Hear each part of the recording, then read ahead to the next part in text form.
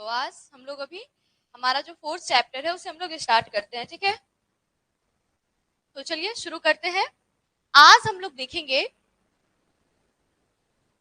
4th chapter, ठीक है। क्या नाम है उसका? छप्य। और इसके जो रचनाकार है वो कौन है? वो है नाभादास जी। ये नाभादास जी, ठीक है। ये कौन है? नाभादास है, जो कि छप्य के रचनाकार है, ठीक है। इससे पहले का जो हम लोगों ने चैप्टर पढ़ा है करबक, सूरदास के पद तथा तुलसीदास के पद, ठीक है। ये तीनों आप लोगों को क्लियर है? आप लोग बताइए अपने कमेंट के माध्यम से, ठीक है। ये तीनों जो चैप्टर हम लोगों ने इससे पीछे का देखा है वो आप सभी को क्लियर है? सुमन गुड मॉर्निंग। इससे पहले का जो वीडियो हम लोगों ने देखा वो आप सभी को क्लियर है क्या? करबक, सूरदास का पद और तुलसीदास का पद, ठीक है। ठीक है प्रिया,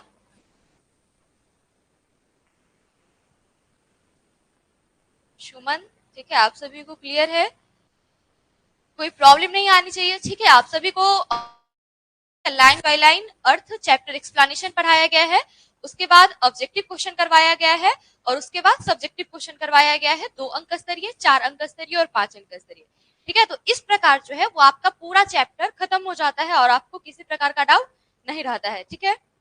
तो आज हम लोग देखेंगे 4th चैप्टर जो हमारा है नाभादास द्वारा रचित छप्य, ठीक है। तो चलिए शुरू करते हैं।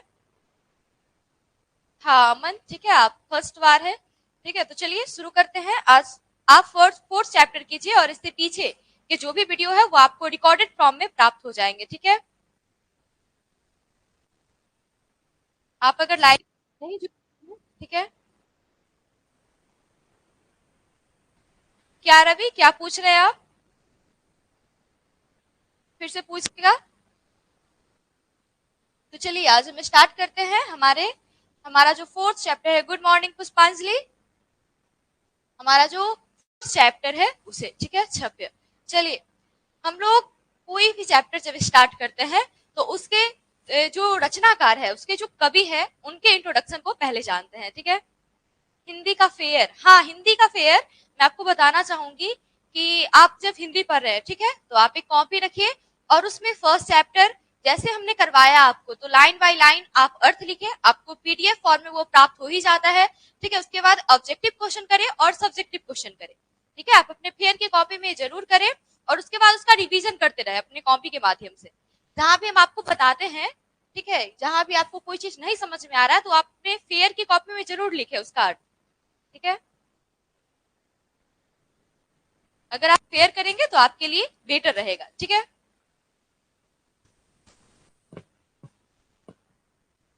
चलिए ठीक है, तो शुरू करते हैं। कवि का परिचय, ठीक है। कवि अर्थात कौन? नाभादास जी, जो कि छप्य के रचनाकार है, ठीक है। देखिए इनके जन्म की बात करें तो ये है 1570 ईस्वी अनुमानित, अर्थात कोई फिक्स डेट नहीं है, ठीक है। एक अनुमानित तिथि लगाई गई है, एक अनुमान लगाया गया है कि 1570 ईस्वी में का जन्म हुआ होगा, ठीक है। अगला है निधन, ये अज्ञात है, अर्थात किसी को पता नहीं है, यह अज्ञात है, लेकिन एक अनुमान लगाया गया कि बहुत जल्दी इनकी मृत्यु हो गई थी, ठीक है, बहुत जल्दी इनकी मृत्यु हो गई थी। अतः एक अनुमान लगाया गया कि 1600 तक, ठीक है, कि 1600 तक इनकी मृत्यु हो गई होगी, क्योंकि बस देखिए इनका जो जन्म है 1570 अनुमानित किया गया है, अर्थात 30 वर्ष, अनुमानतः 30 वर्ष ये अपना जीवन काल इन्होंने निभाया, ठीक है। तो चलते हैं आगे जन्म स्थान की ओर। देखिए पिता की मृत्यु, इनका जन्म स्थान कहाँ था तो कोई फिक्स नहीं है, कहाँ पे रहे वो मैं आपको बता दूं। तो देखिए यहाँ पे पिता की मृत्यु और अकाल के कारण, पिता की मृत्यु और अकाल के कारण माता के साथ जयपुर में प्रवास अर्थात जयपुर में रहे हैं। ये कहाँ पे रहे हैं? जयपुर में, जो कि राजस्थान, ठीक है, जो कि राजस्थान की राजधानी है जयपुर, ठीक है, में प्रवास दुर्योगवश, ठीक है, दुर्योगवश माता से भी ये अलग हो गया, माता से भी इनका बिछड़ाव हो गया, ठीक है। यहां तक आप सभी को क्लियर हुआ? तो आप बताएं, हम आगे बढ़ते हैं उसके बाद, ठीक है। हमने क्या बताया आपको कि कवि का परिचय जो है जन्म उनका 1570 ईस्वी में हुआ था, जो कि एक अनुमानित तिथि है, ठीक है। और निधन है अज्ञात, अर्थात किसी को पता नहीं है, एक अनुमान लगाया गया कि 1600 ईस्वी तक इनकी मृत्यु हो गई थी, ठीक है। अगला है जन्म स्थान, तो पिता की मृत्यु, इनके पिता की मृत्यु बचपन में ही, मतलब कि ये जब हुए नहीं थे, आप ये समझ सकते हैं, तभी हो गई थी। और अकाल के कारण माता के साथ इनका जयपुर में प्रवास हुआ, ठीक है, जयपुर राजस्थान में इनका प्रवास हुआ, ठीक है। एक लाइन इसमें छूट गया है, मैं आपको बताना चाहूंगी कि सांप्रदायिक मान्यता के अनुसार, ठीक है, सांप्रदायिक अर्थात धार्मिक मान्यता, ठीक है, जन्म स्थान की अगर हम बात करें तो सांप्रदायिक मान्यता के अनुसार अर्थात धार्मिक मान्यता के अनुसार इनका जो जन्म हुआ था वो दक्षिण भारत में हुआ था, ठीक है। जन्म स्थान जो इनका है वो क्या है, दक्षिण भारत में है, ठीक है। दक्षिण भारत अर्थात भारत, ठीक है, दक्षिण भारत, उत्तर भारत, 7 स्टेट्स जो है वो बटे हुए हैं, ठीक है। तो अगर हम बात करें दक्षिण भारत की तो इसमें कौन कौन से स्टेट आते हैं तो मैं आपको बता दूं, महाराष्ट्र हो गया, ठीक है, तमिलनाडु हो गया, ये सब जो है ये सब दक्षिण भारत में आते हैं, ठीक है। तो यही बताया गया है, ठीक है, कि इनका जो जन्म स्थान था वो सांप्रदायिक मान्यता के अनुसार क्या है, दक्षिण भारत में है, ठीक है। सैसब में, अर्थात यहाँ पे छूट गया है, ठीक है, सैसब,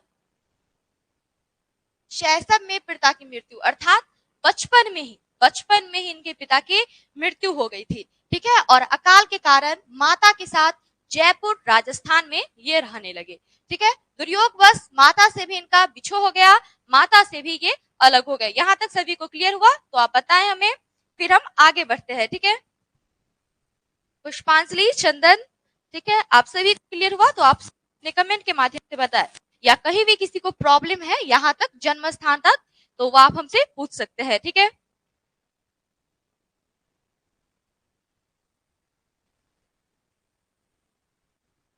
और उसके बाद हम लोग आगे बढ़ेंगे शिक्षा पे, ठीक है।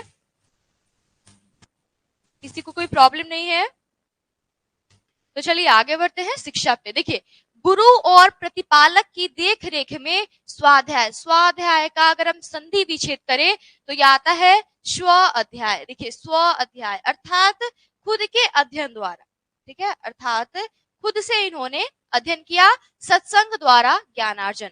सत्संग अर्थात साधु संतों की संगति में रह करके इन्होंने ज्ञान प्राप्त किया, ठीक है। किसकी संगति में रह करके, तो साधु संतों की संगति में रह करके इन्होंने ज्ञान प्राप्त। बिछो अर्थात पुष्पांजलि अलग हो जाना, ठीक है, बिछो अर्थात अलग होना, ठीक है, क्लियर।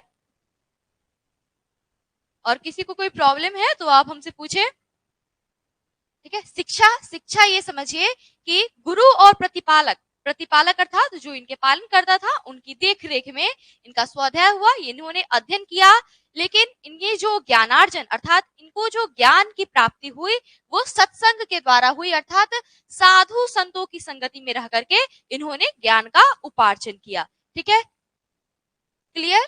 अब देखिए इनकी अभिरुचि किस किस में थी, ठीक है, अर्थात इंटरेस्ट, ठीक है। ऐसा क्षेत्र होता है जिसमें हम लोग को कुछ विशेष मन लगता है, ठीक है, तो उसी को कहते हैं अभिरुचि।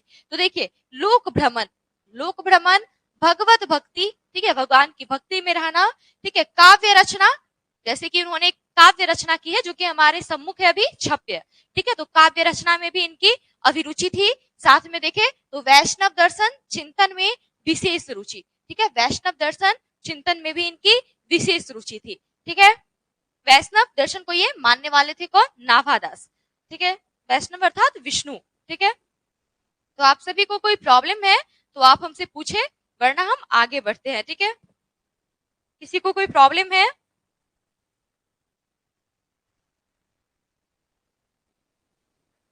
देखिए, यही है ये जयपुर, ठीक है, राजस्थान का ही एक जगह है ये, राजस्थान, ठीक है, राजस्थान का एक जगह है।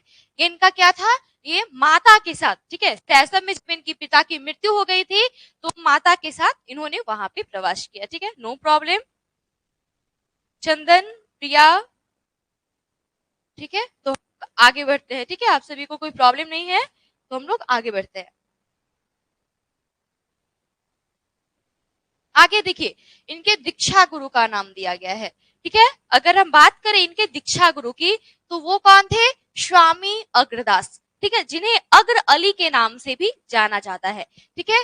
दीक्षा गुरु किसके दीक्षा गुरु, नाभादास के दीक्षा गुरु कौन थे, तो स्वामी अग्रदास, जिन्हें अग्र अली के नाम से भी जाना जाता है, ठीक है। वैष्णव का मतलब होता है जो कि विष्णु को मानने वाले होते हैं, ठीक है।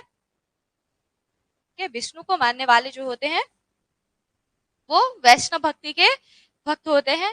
ठीक है, चलते हैं आगे। जो स्वामी रामानंद की शिष्य परंपरा के प्रसिद्ध कवि थे, ध्यान दीजिएगा क्या बताया जा रहा है, ये किनके बारे में बताया गया, तो किनके दीक्षा गुरु की बात की जा रही है, तो नाभादास की। किनके? नाभादास की। नाभादास के दीक्षा गुरु कौन थे? यही थे। ये कौन है? स्वामी अग्रदास है। ठीक है, किसके गुरु? तो नाभादास के दीक्षा गुरु कौन थे? स्वामी अग्रदास। इन्हें अग्र अली के नाम से भी जाना जाता है, जो स्वामी रामानंद की शिष्य परंपरा के प्रसिद्ध कवि थे। कौन? तो अग्रदास। अग्रदास जो थे वो स्वामी रामानंद, ठीक है, स्वामी रामानंद की जो शिष्य परंपरा थी उसके एक प्रसिद्ध कवि थे। ठीक है, क्लियर? आप सभी को कोई प्रॉब्लम नहीं होगा, तो हम लोग आगे बढ़ते हैं अस्थाई निवास पे। ठीक है, अगर हम बात करें इनके अस्थाई निवास की, तो वो था वृंदावन। वो कहाँ था? वृंदावन था। ठीक है, देखिए ये वृंदावन का ही एक जगह है जिसे आप लोगों ने देखा होगा। ठीक है, अगर आप लोगों ने वास्तव में नहीं तो अपने फोन में तो जरूर देखा होगा, सोशल मीडिया पे। ठीक है, यही है वृंदावन का एक जगह का, यहाँ पे आपको याद करने के लिए ये बनाया गया है। ठीक है, कि आपको याद रह सके कि इनकी, ठीक है, कि इनका जो अस्थाई निवास था वो कहाँ था? वो था वृंदावन। ठीक है, किसी को कोई प्रॉब्लम है तो आप हमसे पूछे। देखिए कृतियां थी इनकी भक्तमाल तथा अष्टयाम। ठीक है, इनकी कृतियां क्या क्या थी? भक्तमाल तथा अष्टयाम। इनकी दो ही कृतियां है, आप याद रखिएगा। ठीक है, इनकी दो ही कृतियां है। कौन कौन? भक्तमाल तथा अष्टयाम। पूछा जाता है कि भक्तमाल किन की कृति है। ठीक है, ये पूछा जाएगा आपसे, हमेशा पूछा जाता है कि भक्तमाल किन की कृति है, तो क्या बताइएगा? नाभादास जी की। ठीक है, नाभादास जी की। क्लियर? चलते हैं आगे हम लोग। अब देखिए विशेष में दिया गया है रामचरित्र संबंधी प्रकीर्ण पदों का संग्रह। ठीक है, रामचरित्र संबंधी जो प्रकीर्ण पद था उनका इन्होंने संग्रह किया। रामचरितमानस कवि नाभादास की पारिवारिक सामाजिक पृष्ठभूमि अधिकतर विद्वानों के मुताबिक दलित वर्ग की थी। अधिकतर विद्वान जो इनके बारे में अनुमान लगाए, उन्होंने बताया कि इनकी जो पारिवारिक पृष्ठभूमि थी वो किस वर्ग की थी? दलित वर्ग की थी। ठीक है, किसी को कोई प्रॉब्लम है तो आप हमें बताएं। ठीक है, वरना हम आगे बढ़ते हैं। ठीक है,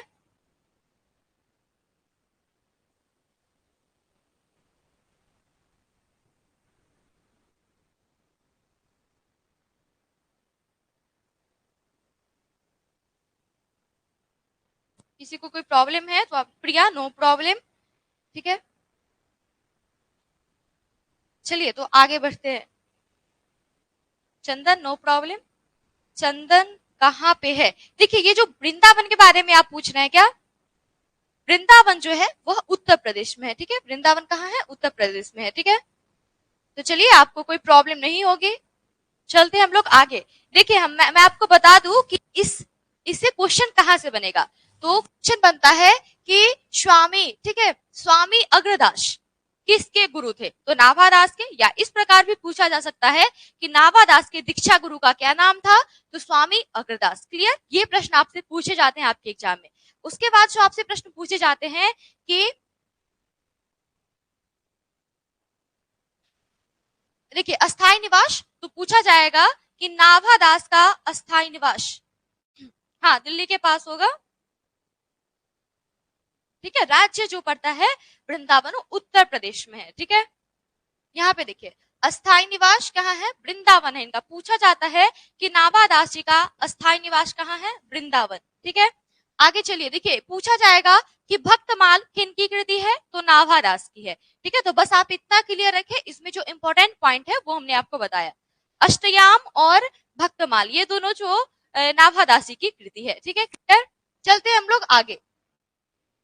कुछ स्टार पॉइंट दिए गए हैं। देखिए नाभादास सगुनोपासक राम भक्त कवि थे। कौन कवि थे? सगुनोपासक, अर्थात सगुन भक्ति धारा को मानने वाले। मैं आपसे पूछना चाहूंगी कि भक्ति कितने प्रकार के होते हैं? हमने आपको पीछे के जितने भी वीडियो कराए हैं उनमें हमने आपको समझाया है कि भक्ति धारा कितने प्रकार की होती है, वो आप हमें अपने कमेंट के माध्यम से बताएं। भक्ति धारा कितने प्रकार की होती है? 2 प्रकार की। Very good Nitesh. पुष्पांजलि, चंदन, अमन, प्रिया। ठीक है, अब सभी का आंसर सही है, दो प्रकार की। ठीक है, कौन कौन? तो शगुन भक्ति धारा और निर्गुण भक्ति धारा। ठीक है, शगुन भक्ति धारा, हाँ रोशनी वेरी गुड। ठीक है, दो प्रकार के होते हैं, शगुन भक्ति धारा और निर्गुण भक्ति धारा।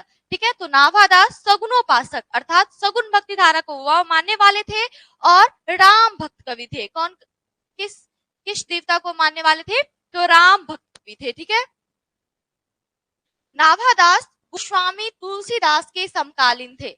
हम जब आपको पढ़ा रहे थे तुलसीदास का पद, और जब हम लोग पढ़ रहे थे तुलसीदास जी का इंट्रोडक्शन, तो उसमें हम लोगों ने देखा था क्या कि तुलसीदास के मित्र और स्नेही के नाम, तो उसमें एक नाम आया था, वो क्या था? नितेश, शगुन और निर्गुण, वेरी गुड। पुष्पांजलि, ठीक है, आप सभी का आंसर सही है। तो उसमें एक नाम आया था, क्या नाम आया था? नाभादास। ठीक है, किसके मित्र? तो तुलसीदास जी के मित्र, तुलसीदास के मित्र और स्नेही में हम लोगों ने देखा था नाभादास, अब्दुल रहीम खान खाना, ठीक है, तोडलमल, मानसी, इन सभी को हम लोगों ने देखा था। वही बताया गया है कि नाभादास जो है वो किसके समकालीन थे? गोस्वामी तुलसीदास के समकालीन थे। और ये क्वेश्चन पूछा भी जा चुका है आपके बोर्ड एग्जाम में कि नाभादास किसके समकालीन थे। ठीक है, तो किसके समकालीन थे? गोस्वामी तुलसीदास जी के। ठीक है, तो आप इसे याद रखिएगा। चलते हैं हम लोग आगे। संपूर्ण भक्तमाल में 316 छप्पियों में 200 भक्तों के चरित्र वर्णित है, 200 भक्तों के बारे में बताया गया है। ठीक है, इसे याद रखिएगा कि अगली बार मॉडल क्वेश्चन पेपर जो जारी किया गया था बिहार विद्यालय परीक्षा समिति के द्वारा, उसमें ये प्रश्न पूछा गया था। ठीक है, कि संपूर्ण भक्तमाल में जो छप्य है उसमें कितने भक्तों के चरित्र का वर्णन किया गया है? तो 200 भक्तों के चरित्र का वर्णन किया गया है। क्लियर? छप्य, छप्य का अर्थ क्या होता है? 6 पंक्तियों का। ठीक है, 6 पंक्तियों का गेय पद, जिसमें 6 पंक्ति ही होंगे।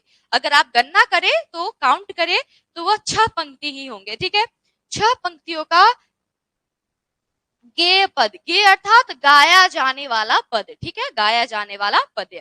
छप्य का अर्थ समझ गए आप?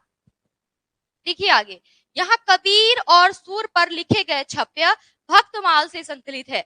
यहाँ पे जो आपको दिया गया है छप्य जो है यह नाभादास जी के द्वारा लिखा गया है और 2 कवियों पर लिखा गया है। किन किन पर? तो कबीर और सूरदास जी पर। ठीक है, नाभादास जी ने 2 कवि कबीर और सूरदास पर, रोशन सिंह गुड मॉर्निंग, देखिए कबीर और सूरदास जी पर लिखा है। ठीक है, उन्होंने दोनों पे रचनाएं की है 6-6 पंक्ति में। हम लोग आगे देखेंगे इसे और आप अच्छे से समझ जाइएगा कि छप्पे हम कहेंगे किसे। ठीक है, क्लियर?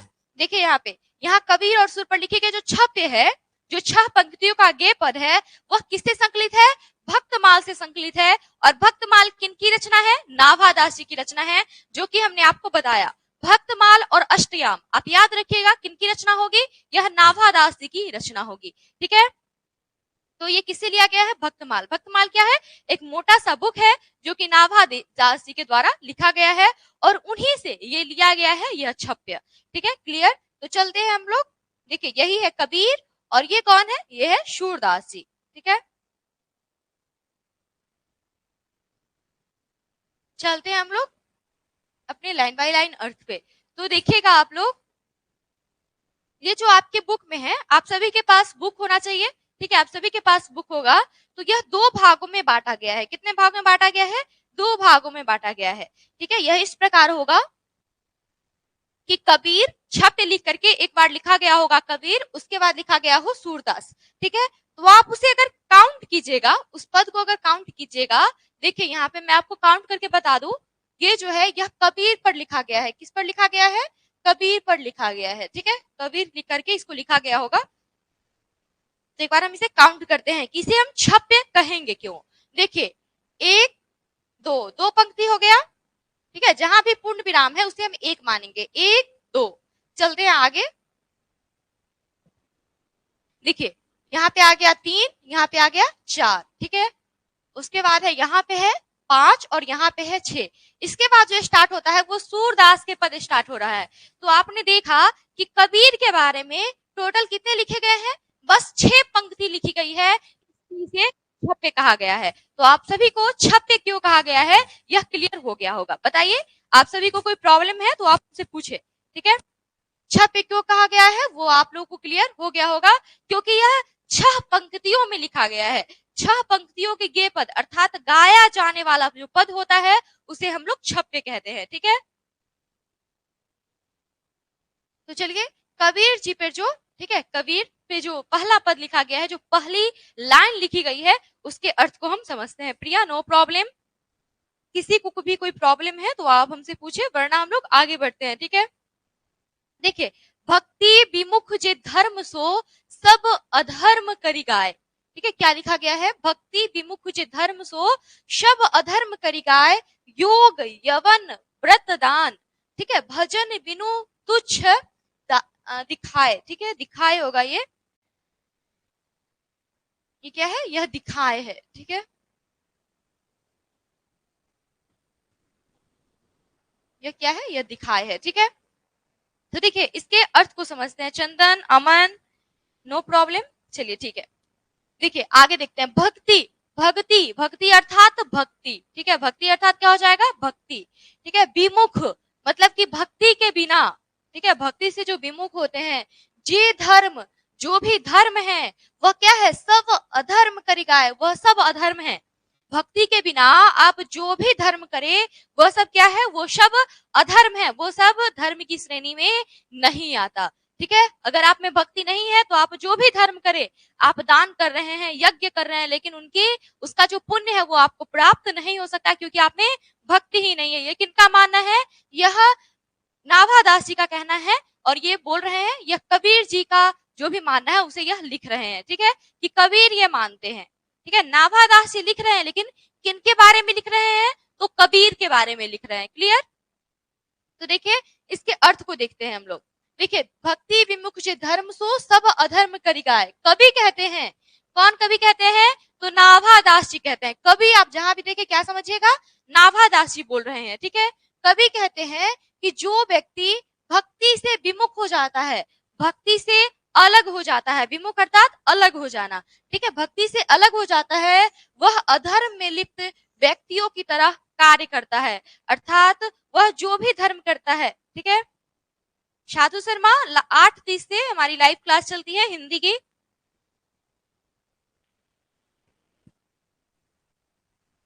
तो चलिए आगे बढ़ते हैं। जो व्यक्ति भक्ति से विमुख हो जाता है, ठीक है, वह अधर्म में लिप्त व्यक्तियों की तरह कार्य करता है, अर्थात वह कुछ भी जो धर्म करेगा वह धर्म की श्रेणी में नहीं आएगा, वो सब अधर्म होगा, ठीक है। देखिए कबीर ने भक्ति के अतिरिक्त अन्य सभी क्रिया जो भी है, योग, यज्ञ, व्रत दान, व्रत करते हैं, ठीक है, दान, भजन, सभी को तुच्छ कहा है। उन्होंने कहा है, कबीर कहते हैं कि अगर आप में भक्ति नहीं है, आपके मन में अगर श्रद्धा नहीं है, तो आप दान कर रहे हैं, आप यज्ञ कर रहे हैं, आप व्रत कर रहे हैं, लेकिन वो क्या है? वह सब तुच्छ है, वह सब छोटा है, वो सब को अधर्म की श्रेणी में रखा जाएगा, वह धर्म नहीं है। क्लियर? आप सभी को कोई प्रॉब्लम है इसमें तो आप हमें बताएं, ठीक है। देखिए आप यज्ञ कर रहे हैं, आप व्रत कर रहे हैं, दान कर रहे हैं या भजन कर रहे हैं, अगर आप में भक्ति नहीं है तो वह सब क्या है? वह सब तुच्छ है, वह सब धर्म की श्रेणी में नहीं आएगा, ठीक है। आप सभी को क्लियर हुआ तो आप हमें बताएं, हम लोग आगे बढ़ते हैं, ठीक है। मैं पानी पी लेती हूँ, आपको कोई प्रॉब्लम है तो आप हमें बताएं।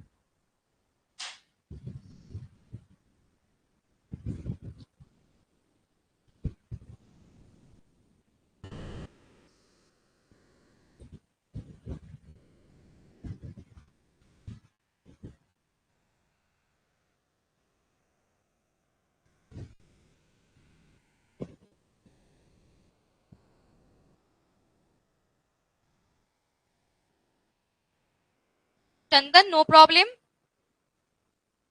तो चलिए आगे बढ़ते हैं, किसी को कोई प्रॉब्लम नहीं होगा।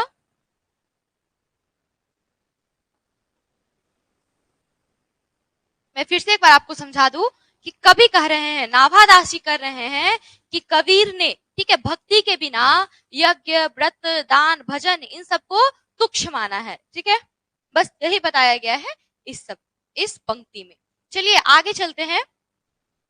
हिंदू तूरक प्रमाण रमैनी शब्दी साखी, ठीक है, पक्षपात नहीं बचन सब हित के हित की भासी। ठीक है, इस अमन नो प्रॉब्लम, चलिए ठीक है। तो इस लाइन के माध्यम से नाभादास जी क्या कर रहे हैं, कबीर के बारे में वो हम जानेंगे। ठीक है, नाभादास जी कहते हैं, ध्यान दीजिएगा, यह रचना किनकी है, तो यह नाभादास जी की रचना है। नाभादास कहते हैं कि कबीर ने हमेशा हिंदू और मुसलमान को प्रमाण और सिद्धांत की बात कही है। उन्होंने कहा है, वो क्या मानते हैं, कबीर मानते हैं कि हिंदू और मुसलमान सब एक है, सब भाई भाई है, सब साखी, देखिए सब शाखा के समान है, सभी भाई बंधु है, सबके जो शरीर में जो ब्लड है वो तो एक ही कलर का है, वो विभेद नहीं करते। कौन, कबीर। कबीर हिंदू और मुसलमान में विभेद नहीं करते हैं, वो सभी को एक समान मांगते हैं। ठीक है, मानते हैं। चलिए देखते हैं इसे। तो नाभादास कहते हैं कि कबीर ने हमेशा हिंदू और मुसलमान को प्रमाण और सिद्धांत की बात कही है। कबीर ने कभी भी पक्षपात नहीं किया, देखिए पक्षपात नहीं, कबीर ने कभी पक्षपात नहीं किया, वचन सब हित के हितभाषी। देखिए कबीर ने कभी भी पक्षपात नहीं किया है, उन्होंने हमेशा सबके हित की बात कही है। ठीक है, सबके हित अर्थात सबके अच्छाई की बात कही है। ठीक है, ऐसी बात नहीं कही जिससे किसी को हानि हो। ठीक है, सबके हित की बात कही है कबीर ने। ठीक है, तो चलिए किसी को कोई प्रॉब्लम नहीं होगी, आप सभी अच्छे से समझ गए, तो हम आगे बढ़ते हैं। ठीक है,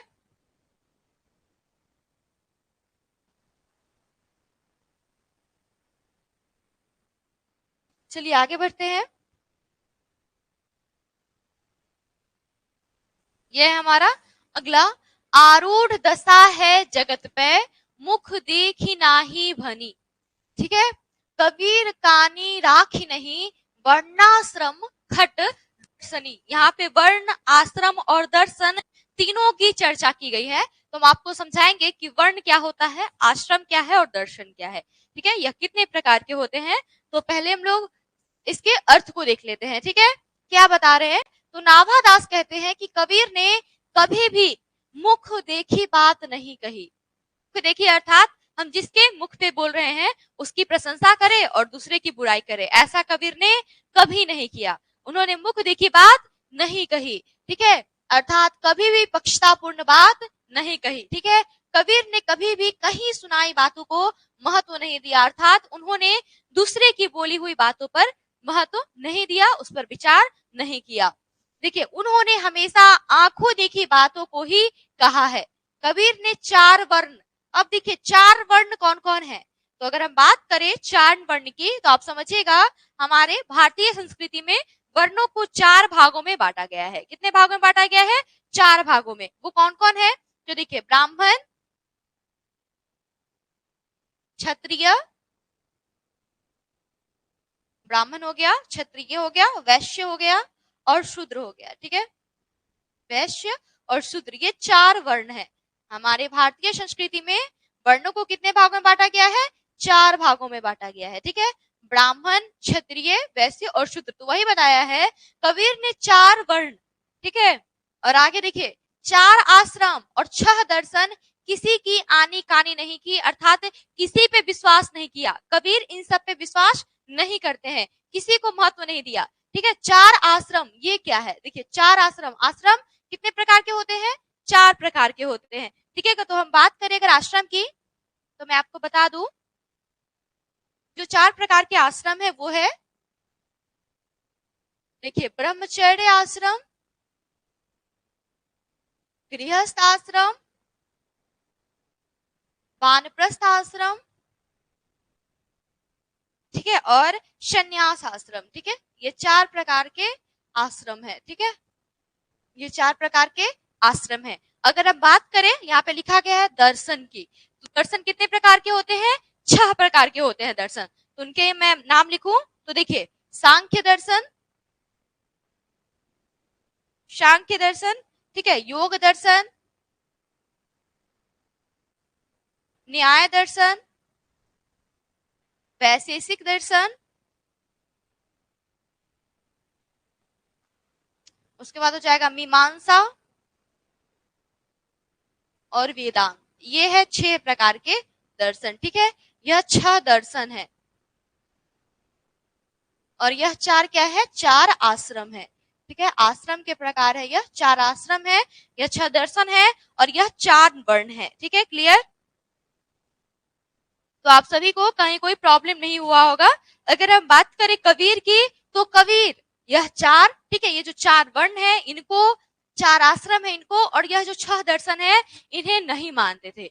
ठीक है, उनका कहना था कि अगर आप में भक्ति है तो आप यज्ञ, दान, व्रत, भजन नहीं भी कर रहे हैं तो भी आप एक सच्चे दिल से भगवान को प्रार्थना कर रहे हैं। ठीक है, आप में भक्ति है, आप धर्म कर रहे हैं, उनका ये मानना था। उन्होंने भक्ति को सर्वप्रथम माना है। ठीक है, उन्होंने भक्ति को सर्वप्रथम माना है। ठीक है, तो आप सभी को क्लियर हो गया होगा ये 4 वर्ण, 4 आश्रम और 6 दर्शन। ठीक है, कि आनी कानी अर्थात कानी, कानी अर्थात होता है विश्वास। कानी मतलब क्या होता है? विश्वास। तो उन्होंने विश्वास नहीं किया, इन सभी में उनका विश्वास नहीं है, उन्होंने किसी को महत्व नहीं दिया है। आप सभी को क्लियर हुआ? तो हम आगे बढ़ते हैं। आप सभी को क्लियर हुआ? तो आप बताएं, हम आगे बढ़ेंगे।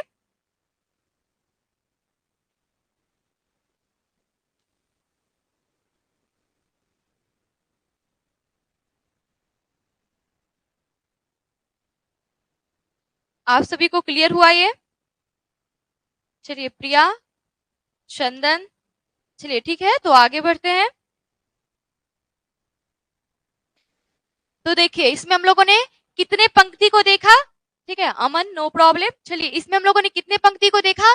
1 पंक्ति, 2 पंक्ति, ठीक है, देखिए यहाँ पे पूर्ण विराम, 3 पंक्ति, 4 पंक्ति, यहाँ पे पूर्ण विराम है, 5 पंक्ति और 6 पंक्ति, अर्थात 6 पंक्तियों को हम लोगों ने देखा है, जो कि गे पद है। इसे हम गा भी सकते हैं। आरूढ़ दशा है जगत पे, मुख देखी नहीं भनी, ठीक है, कबीर कानी राखी नहीं, वर्णाश्रम खंड दर्शनी, इसे आप गा भी सकते हैं। तो यह क्या है? यह छप्य है, 6 पंक्तियों का गे पद। ठीक है, तो आप सभी को क्लियर हो गया होगा इसे छप्य क्यों कहा गया है। ठीक है, तो चलते हैं। हम लोगों ने नाभादासी ने जो कबीर के बारे में लिखी है तो उसे तो हम लोगों ने पढ़ लिया। अब चलते हैं सूरदास के बारे में, उन्होंने क्या क्या लिखा है। ठीक है, ये भी छपे ही है, इसे भी देखते हैं हम लोग। देखिए, उबित चौच अनुप्रास वर्ण उपस्थिति अतिभारी, अतिभारी के बाद 1 पूर्ण विराम अर्थात 1 पंक्ति, वचन प्रीति निर्वही अर्थ अद्भुत तुकधारी 2 पंक्ति। ठीक है, देखिए इसके बाद यहाँ पे लैला भासी, यहाँ पे भी 1 पूर्ण विराम दिया गया है, 3 पंक्ति, फिर यहाँ पे 4 पंक्ति हो गया, फिर देखिए यहाँ पे 5 पंक्ति और यहाँ पे 6 पंक्ति, अर्थात ये भी 6 पदों में लिखा गया है, अतः यह छप्य है। ठीक है, तो आप सभी को ये क्लियर हो गया होगा इसे छप्य क्यों कहा गया है और छप्य होता क्या है। देखिए, अब सूरदास जी के बारे में उन्होंने क्या क्या लिखा है उसे हम लोग देखते हैं। उबित चौज अनुप्रास वर्ण अस्थिति अति भारी, देखिए अस्थिति अति भारी, वचन प्रीति निर्वही अर्थ अद्भुत तुकधारी, क्या बताया है? चौज, चौज अर्थात होता है चमत्कार, चौज अर्थात क्या होता है? चमत्कार। तो क्या बताया है तो सूरदास जी के बारे में, नाभादास जी ने, उसे हम लोग देखते हैं। देखिए, नाभादास कहते हैं कि सूरदास की जो कविताएं होती है, सूरदास जी की कविताएं युक्त चमकदार अनुप्रास वर्ण से भरी होती है। अनुप्रास वर्ण की विशेषता बताता है। ठीक है, अनुप्रास, उसके बाद है मालिनी, इंद्रवजा, ये सब आता है काव्य की विशेषता में, यह किस प्रकार के काव्य है वो सब पढ़ने में।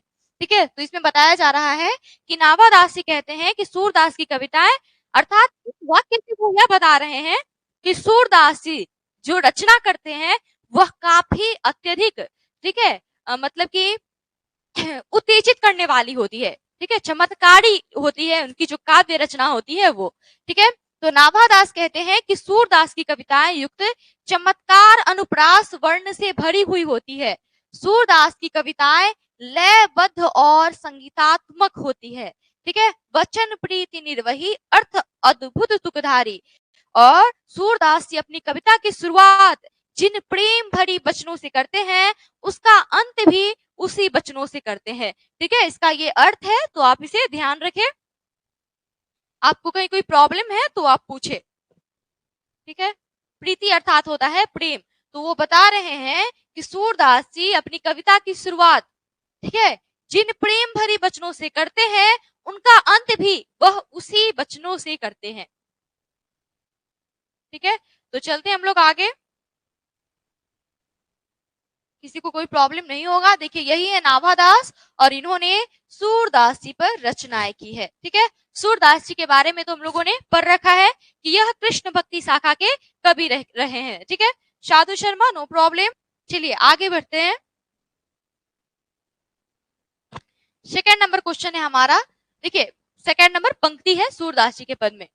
देखिए, प्रतिबिंबित दिव्य दृष्टि हृदय हरि लीला भासी, जन्म कर्म गुण रूप सभी रसना प्रकाशी। क्या बता रहे हैं इसमें? नाभादासी सूरदास जी के बारे में। देखिए देखते हैं, नाभादास कहते हैं कि सूरदास की दृष्टि दिव्य है। क्या बता रहे हैं? दिव्य। दिव्य अर्थात होता है दिव्य। ठीक है, कि नाभादास कहते हैं कि सूरदास जी की जो दृष्टि है वह दिव्य है। ठीक है, सूरदास ने अपनी कविताओं में श्री कृष्ण लीला का वर्णन किया है। ये तो आपको पता है कि सूरदास की जो भी रचनाएं हैं वह कृष्ण पर आधारित है, क्योंकि वह कृष्ण भक्ति शाखा के कवि रहे हैं। किस शाखा के कवि रहे हैं? तो कृष्ण भक्ति शाखा के। ठीक है, तो सूरदास ने प्रभु के जन्म कर्म गुण रूप सभी को अपनी दिव्य दृष्टि से देखकर अपने वचनों से प्रकाशित किया है। अर्थात उनकी जो भी रचनाएं हैं वह कृष्ण के ही जन्म कर्म गुण रूप इस सब पे आधारित है। ठीक है, किनकी रचना है? तो सूरदास जी की रचना। ठीक है, तो आप सभी को क्लियर हुआ ये, या कोई प्रॉब्लम है वो आप हमें कमेंट के माध्यम से बताएं। अगर प्रॉब्लम नहीं है तो नो प्रॉब्लम बोले, हम आगे बढ़ते हैं। ठीक है, अगर आपको प्रॉब्लम नहीं है तो आप बताएं नो प्रॉब्लम, हम आगे बढ़ेंगे। हाँ प्रिया कृष्ण भक्ति शाखा के कवि रहे हैं सूरदास जी। ठीक है, पलक नो प्रॉब्लम दी, चंदन, प्रिया। आज बहुत कम बच्चे जुड़े हैं, लग रहा है शायद एग्जाम में चले गए हैं। एग्जाम चल रहा है क्या आप लोग का 11th का?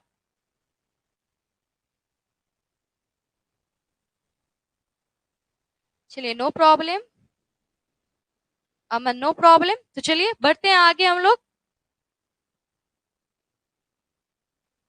अच्छा चंदन, हाँ एग्जाम चल रहा है, इसी वजह से बहुत कम बच्चे जुड़े हैं। चलिए आगे बढ़ते हैं, आगे बढ़ते हैं। विमल बुद्धि होता सुखी, जो यह गुण श्रवणनी धरई। क्या बताया जा रहा है? देखिए, विमल बुद्धि हो तासुकी। ठीक है, जो यह गुण श्रवणनी धरई, सूर कवित सुनी कौन कवि, नहीं सिर चालन करे। इसको आपको पढ़ते ही इसका जो अर्थ है वो आपको स्पष्ट हो जाएगा। ठीक है, तो चलिए देखते हैं। तासुकी अर्थात होता है उसकी, तासुकी अर्थात क्या होता है? उसकी। तासुकी का अर्थ क्या होता है? उसकी। ठीक है, देखिए, विमल बुद्धि हो तासुकी, जो यह गुण श्रवणनी धरई। नाभादास कहते हैं, किसके बारे में कह रहे हैं? तो सूरदास जी के बारे में कह रहे हैं। ठीक है, देखिए कि जो व्यक्ति सूरदास द्वारा कही गई भगवान के गुणों को सुनता है। देखिए, विमल बुद्धि होता जो यह गुण श्रवणनी धरई, जो भी व्यक्ति सूरदास जी जो भगवान के गुण को बताते हैं वह सुनता है, तो उसकी जो भी बुद्धि है वह विमल हो जाती है। ठीक है, तो उसकी बुद्धि विमल हो जाती है, अर्थात अच्छी हो जाती है। अच्छी बुद्धि अर्थात उसे सुमति प्राप्त होती है। ठीक है, नाभादास कहते हैं कि ऐसा कोई कवि नहीं है। देखिए, सूर कवित सुनी कौन कवि, बोल रहे हैं नाभादासी कि ऐसा कोई कवि नहीं है। ठीक है, वेरी गुड अमन, और एग्जाम भी दीजिए आप अपना, बेस्ट ऑफ लक। चलिए आगे देखते हैं हम लोग। देखिए, नाभादास कहते हैं कि ऐसा कोई कवि नहीं है जो सूरदास की कविताओं को सुनकर, देखिए कौन कवि नहीं सिर चालन करे। सिर अर्थात सर, ये जो सर है ये क्या है? सर है। तो वही बताया जा रहा है कि कविताओं को सुनकर सिर चालन न करे, अर्थात उनकी बातों में हामी न भरे। अगर आप किसी की बातें सुन रहे हैं और अगर आप समर्थन करते हैं तो अपना सिर चालन करते हैं, अर्थात सिर को डुलाते हैं। डुलाते हैं ना बात करते समय, अगर आप किसी के सपोर्ट में हो तो।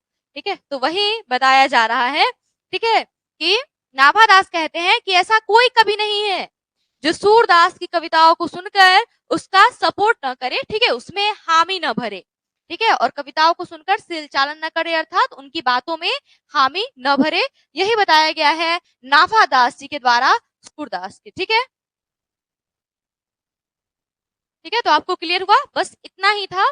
ये जो छप्य है वह बस छह पंक्तियों का है। ठीक है, 6 पंक्ति इसमें कबीर के बारे में लिखी गई है और 6 पंक्ति सूरदास जी के बारे में लिखा गया है, जो कि आपको क्लियर होगा, क्लियर हो गया होगा अब। ठीक है, तो मैं आपसे कुछ प्रश्न पूछना चाहूंगी जो कि अभी आप लोगों ने पढ़ा। छप्य किसे कहते हैं, ये आप हमें अपने कमेंट के माध्यम से बताएं कि छप्य किसे कहते हैं। छप्य किसे कहते हैं बताइएगा आप लोग अपने कमेंट के माध्यम से कि छप्य कहते किसे हैं। इस चैप्टर का नाम है छप्य। गुड मॉर्निंग साधु शर्मा। ठीक है, छप्य कहते किसे हैं ये आप हमें बताएं, अपने कमेंट के माध्यम से बताइएगा कि छप्य कहते किसे हैं। इस चैप्टर का नाम है, हाँ, 6 पंक्ति हो और एक गय पद हो। वेरी गुड प्रिया, रवि, ठीक है, चंदन, अमन, 6 पंक्तियों का मेल हो। ठीक है, साधु शर्मा, ठीक है, आप सभी को समझ में आ गया। ठीक है, 6 पंक्तियों का होगा और गाया जाने वाला पद होगा जिसे हम लोग गा सके। ठीक है, जैसे कहानी जैसा नहीं होगा, आप ध्यान दीजिएगा, कहानी जैसा नहीं होगा, वह एक गाने वाला, जैसे जैसे यहाँ पे देखिए धरई करई ये सब का तुक मिल रहा है, तो ये हम गा सकते हैं। ठीक है, 6 पंक्तियों का गाया जाने वाला पद। वेरी गुड रोशनी, पलक, नितेश, ठीक है, जिसमें 6 पंक्ति हो। वेरी गुड, तो आप सभी को समझ में आ गया छप्य कहेंगे किसे। ठीक है, आप लोग अगला क्वेश्चन का आंसर दीजिए कि नाभादास, ठीक है, नाभादास जी ने किन 2 कवियों पर अपनी ये जो रचना है छप्य वो किया है।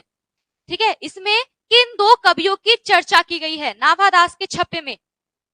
बातचीत चैप्टर हम लोग अगले सप्ताह, ठीक है, कल तो हमारा ये जो है नाभादास, इसके ऑब्जेक्टिव क्वेश्चन होगा, इसके ऑब्जेक्टिव क्वेश्चन को करवाया जाएगा आपको, और उसके बाद 2 अंक स्तरीय, 4 अंक स्तरीय और 5 अंक स्तरीय सब्जेक्टिव प्रश्न को। ठीक है, उससे जो अगला हमारा वीक होगा उसमें हम लोग 5वां चैप्टर जो हमारा है कवित, जो कि भूषण के द्वारा लिखा गया है, उसे करेंगे, और फिर जो हमारा बातचीत हम लोग स्टार्ट करेंगे। ठीक है, वेरी गुड प्रिया, रवि, पलक, रोशनी, चंदन, ठीक है, सूरदास और कबीर पर लिखा गया है और यह प्रश्न पूछा भी जा चुका है आपके एग्जाम में। ठीक है, कि नाभादास द्वारा जो रचित है छप्य, इसमें किन 2 कवियों की चर्चा की गई है, तो आप याद रखिएगा कबीर और सूरदास। ठीक है, आशुतोष आर्यन, हमें लग रहा है ऐसा कि आप फर्स्ट डे है आज आपका शायद लाइव क्लास में।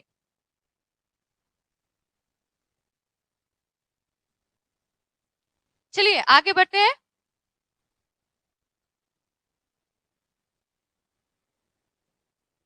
आप ये बताइएगा कि नाभादास जी का अस्थायी निवास कहाँ था। नाभादास जी का अस्थायी निवास कहाँ था, जो कि हमने आपको बताया, नाभादास जी का अस्थायी निवास स्थान कहाँ था, जो कि आपको बताया गया है।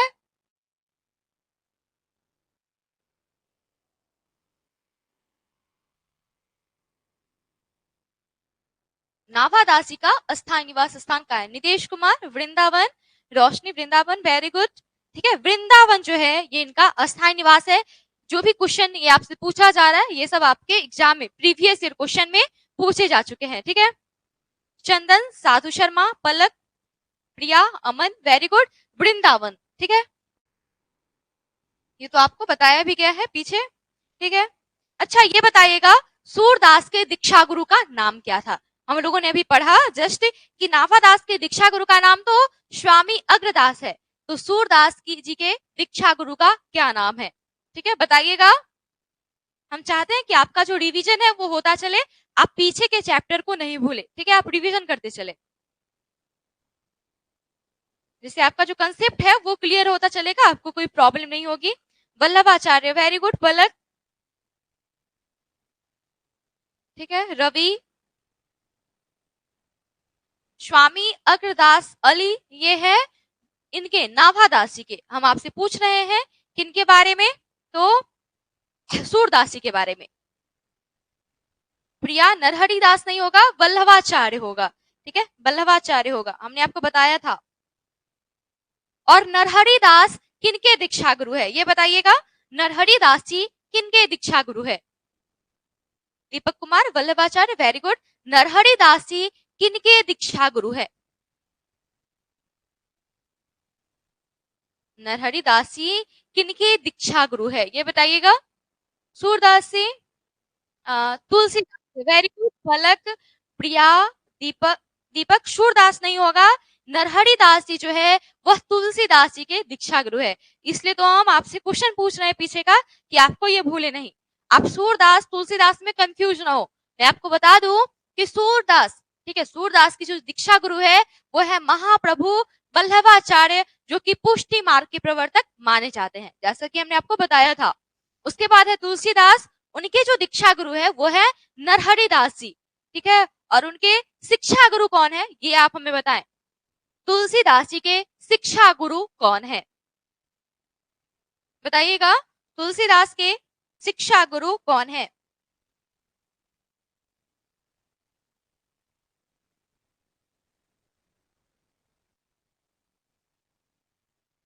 तुलसीदास के शिक्षा गुरु कौन है? पलक, वेरी गुड। शेष सनातन, ठीक है, शेष सनातन कहा गया है उन्हें, ठीक है, जो कि काशी के विद्वान थे, ठीक है, काशी के विद्वान थे वो शेष सनातन। वेरी गुड नितेश, रोशनी, चंदन, पलक, ठीक है, प्रिया, आप सभी का आंसर सही है, शेष सनातन, ठीक है। तो चलिए आप सभी को ये क्लियर होगा। तो आपको आज आज के इस सेशन में कहीं भी कोई प्रॉब्लम है तो आप हमसे पूछ सकते हैं। तो मिलते हैं हम लोग कल के लाइव क्लास में, ठीक है, नाभा दास के अर्थात छप्पे के ऑब्जेक्टिव क्वेश्चनों के साथ, ठीक है। तो आप लोग इसे रिवाइज करके रखे रहिएगा। हम लोग कल मिलेंगे इसके ऑब्जेक्टिव क्वेश्चनों के साथ। चलिए चंदन, नो प्रॉब्लम, आप सभी को कहीं कोई प्रॉब्लम नहीं है। प्रिया,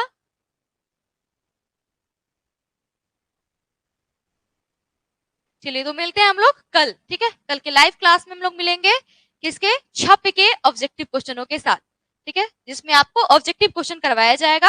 और वेडनेसडे को हम लोग करेंगे, ठीक है, 2 अंक स्तरीय, 4 अंक स्तरीय और 5 अंक स्तरीय प्रश्नों को, ठीक है। तो चलिए मिलते हैं कल के लाइव क्लास में, तब तक के लिए धन्यवाद। आप लोग पढ़ते रहिए, बने रहिए हमारे चैनल के साथ, ठीक है, बने रहिए हमारे एप्लीकेशन पे। और मैं आपको बता दूं, ठीक है, हमारे हमारे लाइव क्लास से जुड़ने के लिए आप भी हमारे अपने एपेक्स इंग्लिश क्लासेस जो हमारा एप्लीकेशन है उसे इंस्टॉल करें और हमारे लाइव क्लास से जुड़े, ठीक है।